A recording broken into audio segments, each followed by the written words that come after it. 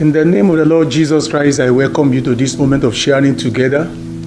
It is my pleasure to bring you the Word of God, the Word of life, the Word of hope. I want to welcome you to Life Connection, the Gospel Media Outreach of Rema Baptist Church, Oshogbo. I want to continue sharing with you on the same message that we started some days ago on the subject of living beyond the storms. I take for my text this moment from Job chapter 14, verse 7 to 9. Job chapter 14, verse 7 to 9. The scripture says, "For there is hope of a tree, if it be cut down, that it will sprout again, and that the tender branch thereof will not cease, though the root thereof wax old in the earth, and the stalk thereof die in the ground. Yet through the scent of water it will bud, and bring forth branches like a plant." I've been sharing with you on the subject of understanding that there is life after the storm, and that God wants you to live well, live strong, live better after going through whatever kind of storms that you may be going through as an individual. Now, the message of this moment is a message of hope, is a message of encouragement.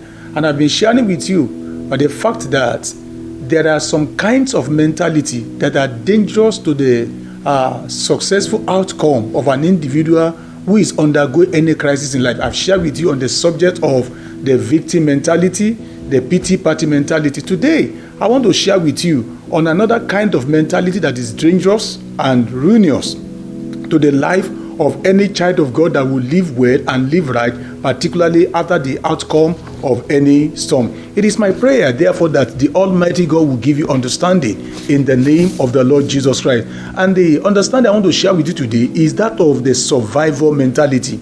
Now, people with survival mentality have this understanding. They tell themselves that this battle will not swallow me.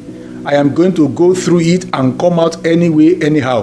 While it is good to survive any kind of storm, I also want to add that it is not good enough, because God does not just made us to be survival.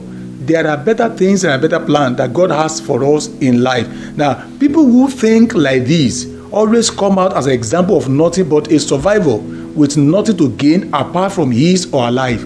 Pains come with gains. Storms of life brings along some stuffs to make us stronger and to make us better. Now, it is when the soul of a man is healthier, when the mindset of a man is healthier and better, such a mindset will join Job to say that I will rise again and experience a renewal.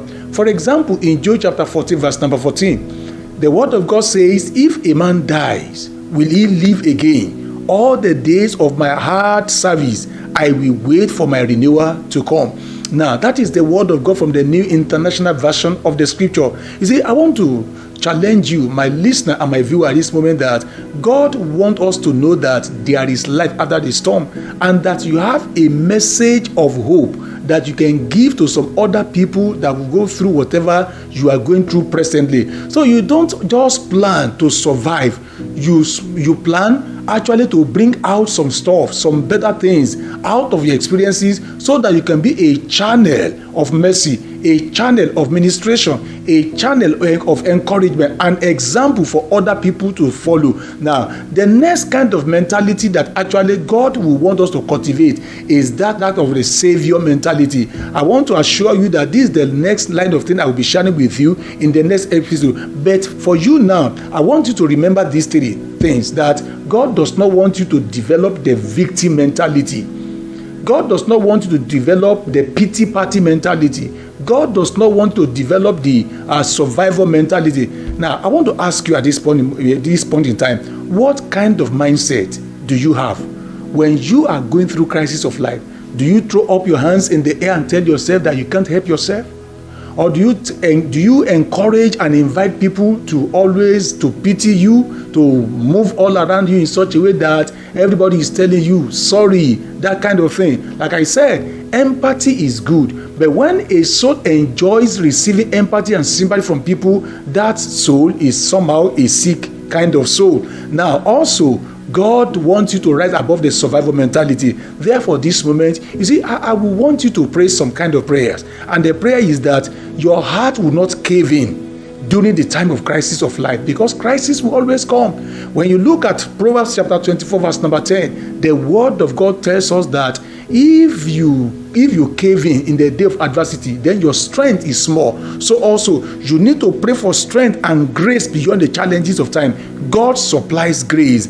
You need to also tell yourself that the Lord wouldn't allow you to be a poor specimen of a Christian in the face of the storms. You also need to pray for the kind of eye that sees what God is working out, the purpose of God in every challenge of life, because God will always make us to walk through various challenges of life so that we could become the kind of person that God wants us to be. Therefore, I want to challenge you today. There is a message of hope for you. There is encouragement for you. I want to encourage you that whatever you are going through, the Almighty God will supply the needed strength in such a way that the grace of God will be so much abundant for you in Jesus' name. May your heart be encouraged in the name of Jesus Christ. God bless you as you encourage your heart like David in the name of the Lord Jesus Christ. Father, we thank you for the opportunity of this word again. And I pray for everyone that is being troubled or that is bedeviled with a kind of wrong mindset that you don't want your children to develop in crisis. I pray for them, oh God, that Lord, you will heal such a mind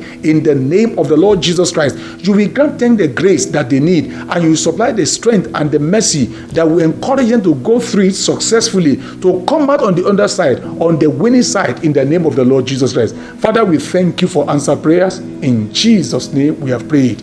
Amen.